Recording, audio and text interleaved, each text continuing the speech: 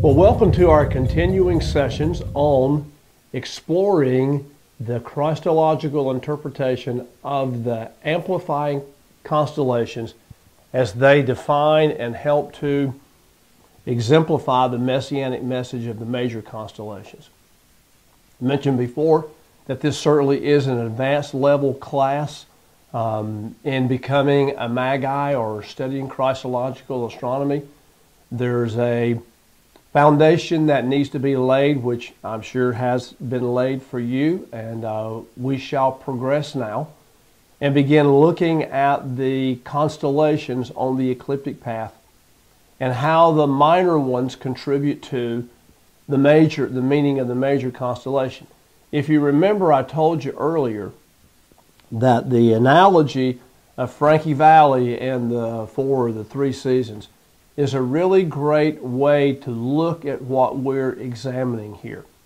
Because the amplifiers are the ones that gives the depth and the harmony to the melody that the major constellation is singing. And we'll see as we begin exploring these, starting here in Virgo shortly, you'll see how these constellations contribute to and combine to give that major constellation its meaning. How privileged are we to know this, and how thankful we are to have, for example, this representation on this chart of the Word of God before the Bible. Interestingly, as you look at this Little Orphan Annie's Secret Decoder Ring of how to interpret the heavens, the starting point where we begin our inquiry is at Virgo. And Virgo is the promised seed. Obviously, but it's also called the Virgin in every zodiac, basically, that there is anywhere in the world. Isn't it interesting that this is where the message begins to be told? And so it begins in Virgo, and it ends as you go around the circle. It ends at Leo. But let's look at Virgo in some depth here, and the constellations that are in the general region of Virgo in the heavens. The accompanying constellations, the three of them, they are Coma. The next one is referred to as Centaurus, and then the third one is Boötes or Boötes, however you say this. But each one of these constellations contributes to the meaning of Virgo.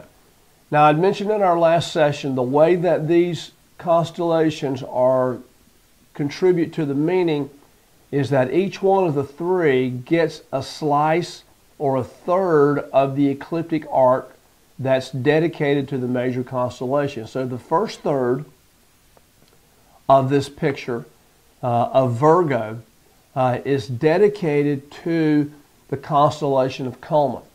It's interesting now, as you look at this picture of Coma, you'll see that this is a picture of a woman holding a child on her lap. And of necessity, the head of the child is above the head of the woman, showing that the child would receive is the real essence and the meaning of the constellation, not the woman. And so this is the constellation called Coma, and it's very plainly revealed and shown even in the Egyptian Dendera zodiac, which is one of the oldest pictures of a planisphere that we have in existence today. In mythological circles, it was called Coma Berenices, however you say it, but it comes from a mythological picture of a woman's lock of hair. And it's just mythological mumbo jumbo. It should be a woman holding a child on her lap, and this is the promised seed. Interesting. In the first constellation, in the first decan of the first constellation, we see absolute validation that Islam is not the true belief system, because it does show in the heavens that God does have a son. And we know who he is. He is the Messiah. And this is the subject line of the heavens that is begun immediately in the first major constellation and in the first decan, or the first amplifier of that major constellation. There's commonly held belief that at the time of the birth of Jesus of Nazareth, that there was a supernova that appeared in this constellation. And based upon conjecture as that may be, because we don't have, you can't replicate a supernova in a program because it happens and then it goes away. But based upon that, I am anticipating that there will be another supernova that will appear in the heavens that's going to announce the second coming of Messiah. We'll see if I'm right, but that's just deductive reasoning. But Coma is the child on the woman's lap. Now, because this is the first constellation, and this is indicative of the birth of Messiah, when a planetoid, the sun, the moon, or a planet is located in the top portion of Virgo, this is where the contribution of Coma gives to the major constellation.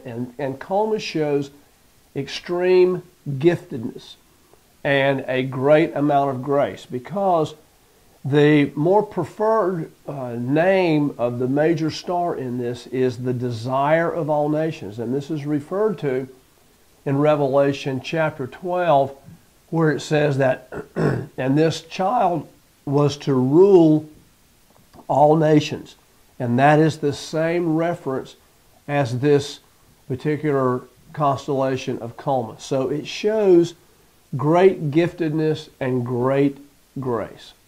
So regardless of the planet that would be there, if Mars were in that particular section of the ecliptic path, the first part of Virgo, it would show that you're gifted in your fervor and spiritual warfare, that there's a lot of grace on you in that area. So regardless of which planet it would be, that particular messianic message would exemplify grace and extreme favor. So that's the first arc. Now here in this picture of Virgo, again we see that the middle section is designated to the constellation Centaurus to speak.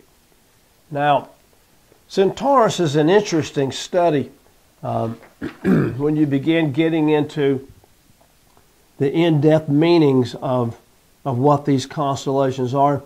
A centaur is a Nephilim creature that apparently was produced with the offspring of angels and a horse.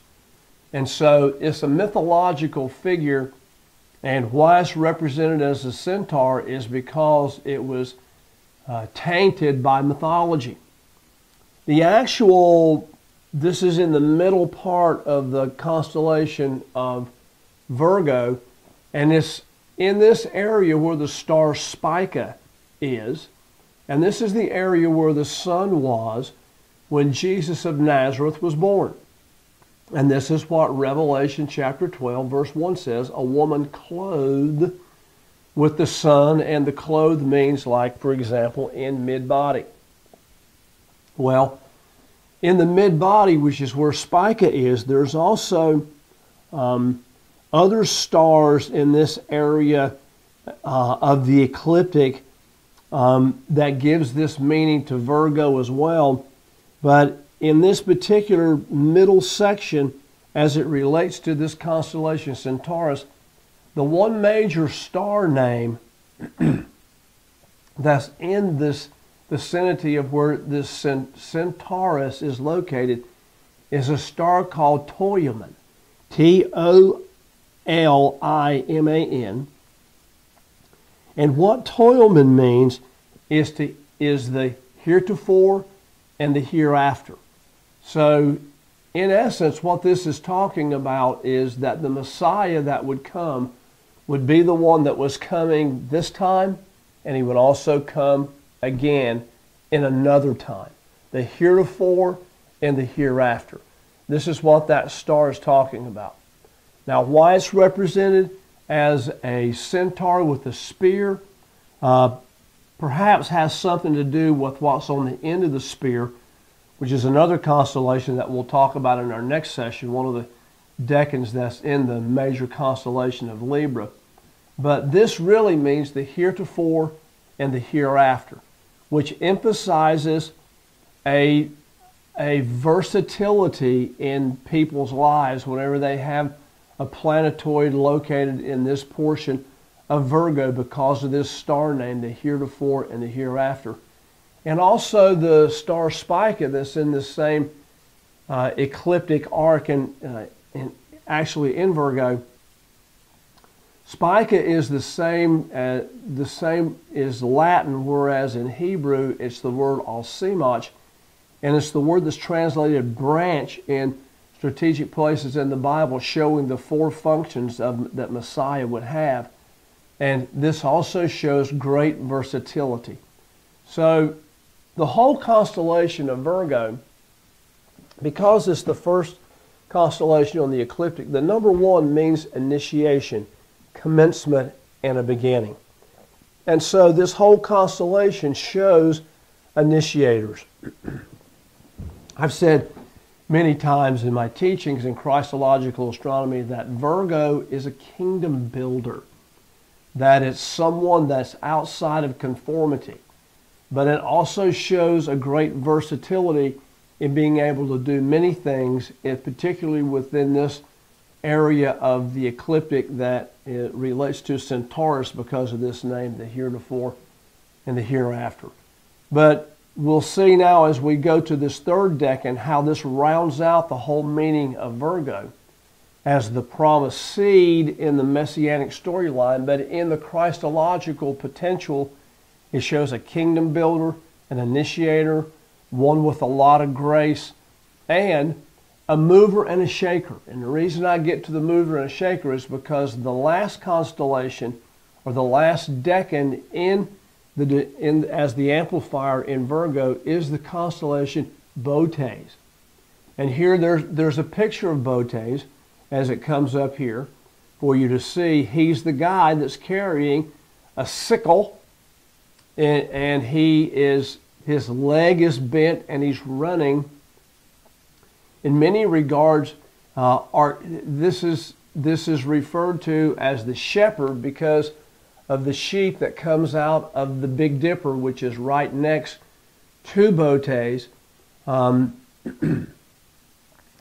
it's very interesting that one of the brightest stars, I think the third brightest star in the heavens, is the star that's in the knee of Boötes, and this is the star called Arcturus. And actually Arcturus is mentioned by name in the book of Job, but Boötes is more predominantly the picture that you see as a herdsman gathering sheep, but also as the star is in the knee of Boötes, this bright star. This means the prince is coming.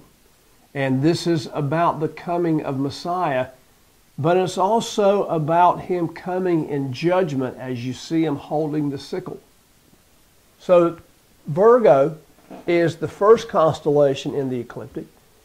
And the first constellation gives, like in a book, it gives the introduction of the whole storyline. And it does show from the three contributing decans the whole story of the coming of Messiah. That the coming one, the desire of all nations, as Coma says, would come, the one that's extremely gifted and would come to be born of the Virgin. And then the middle portion of this is the constellation Centaurus as the decan, showing the heretofore and the hereafter, the versatility of this particular messianic potential. And then in the last third is Boötes, the coming prince. And so this does illustrate and outline the whole storyline of Messiah in the first constellation. So Virgo is a kingdom builder. It's one that it shows people that are self-starters. It shows people that are not necessarily into conformity. They'll start something new. I've said many times as I've done profiles that this could indicate an apostolic attitude. Not necessarily an apostle, but an apostolic attitude of gaining ground and growing and taking territory that has not been claimed before. So this is why we see this or say this is because of the constellation also of Boötes, who is the one who is coming to gain ground. And so I said Virgo is a kingdom builder or a mover and a shaker.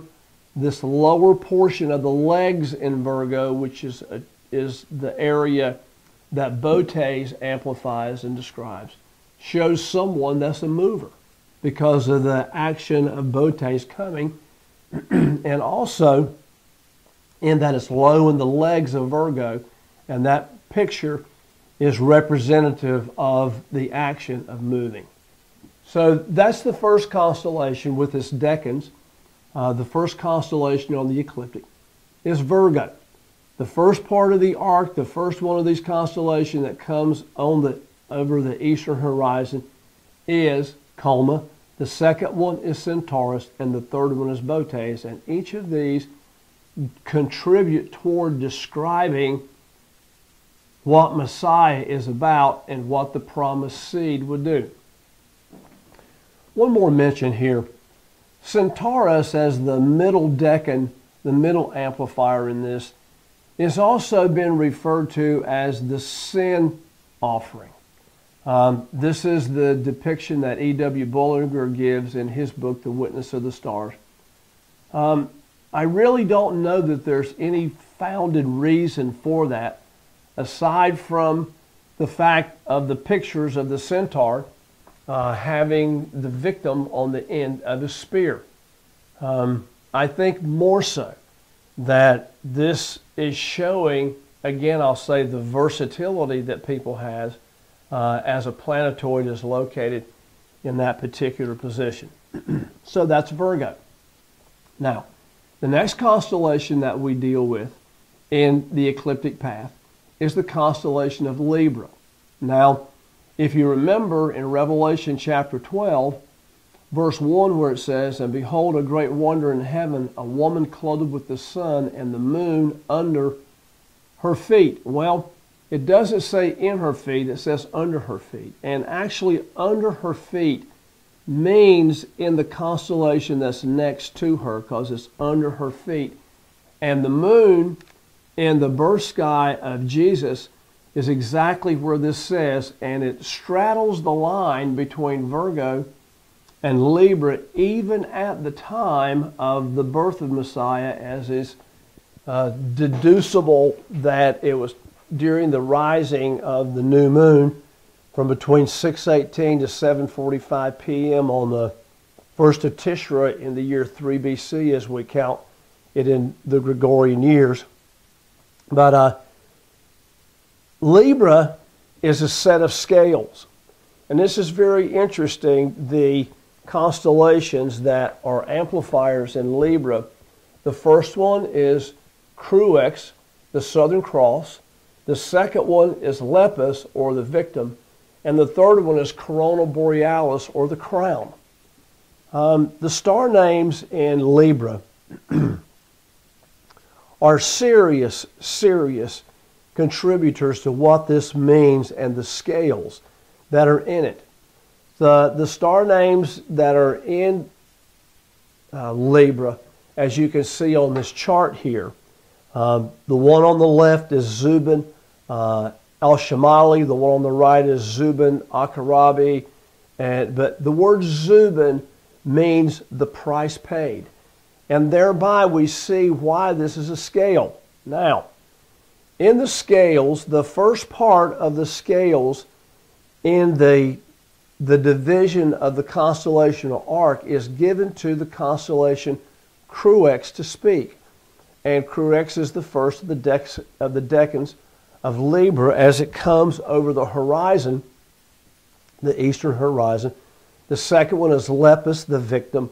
And then the third one is Corona Borealis, or the crown. These all show the prices that have to be paid that would be put on the scales. So in the first constellation, the first amplifying constellation of Libra is Crux, the cross. And it's interesting that the star names that are in the cross of the Crux means victory through a great struggle and a great conflict. And this is what the cross is supposed to mean. The cross is not supposed to be the instrument that represents death. It's supposed to represent victory through a great conflict. And this was the price that was paid, was Messiah hanging on the cross, his life being given in payment for us and for our redemption. So when you see a planetoid located in the first part of the ecliptic arc of Libra, it shows someone with tremendous sacrificial gifts and a tremendous sacrificial love, and someone who's willing to lay their life on the line for someone else. And so this is, be reminded that the cross is not just an element of, or an implement of death, but it's the star names in this means victory after a great conflict. So now the second constellation in Libra is contributing its message is the constellation Lepus, or Victima. And you can see this as a picture here, as far as the picture of the Centaurus at the end of his spear is this victim that shows death. And this portrayed the death of Messiah, that his death would be a payment to be made for you to have life. So amazing as it is, this one of the ancient astronomers represented this picture as a lamb, called it Sura, S-U-R-A. And though this Lepus appears as a wolf, it more particularly should be a lamb that was sacrificed. And all of this is back into the Bible relative to that Israel having a Passover lamb slain. This was indicative, again, of the price to be paid for our redemption. And this, again, rests in the scales of the price that would be paid. The price sufficient would be paid for the deficiency. His life was the sufficient payment for our deficiency of what we owed. So still, the scales summarizes it all. But if you look, and whenever a planetoid is in the middle section of the scales, relative to the constellation of Lepus, or Victima, it shows a person, again, who's willing to lay their life down for others, a sacrificial lover. And then in the last constellation, that's the amplifier, or the Decan in the constellation, the major constellation of Libra, is Corona Borealis. And in this picture, we see of Corona Borealis, we see the crown that the serpent is trying to take. But we can talk about serpents because it's the first constellation, the first decan in Scorpio that will be coming up next. But right now we're dealing with this constellation that shows the crown. And what this says is this, that those people who's got planetoids in the latter part of Libra in this particular section shows that they will be rewarded for their suffering. And this is the message that is in Libra, that because Messiah came, hung on the cross, obtained a great victory through his agonizing conflict, he was the victim so that you could be the victor, so that you could wear the crown. Now certainly he is crowned, He is King of Kings and Lord of Lords. He paid the ultimate price and sacrifice so that we can all receive this crown. But the whole complete storyline of Libra shows an individual who is sacrificial. And here's a good word of reminder, and that is, be not weary in well-doing. God is not mocked. You will receive for what you have sown. And those people that are sacrificial lovers and those that lay their life down will receive the crown of life, as the book of Revelation talks about. So let's remember, as we continue on our trek around the ecliptic path here, the first constellation is Virgo.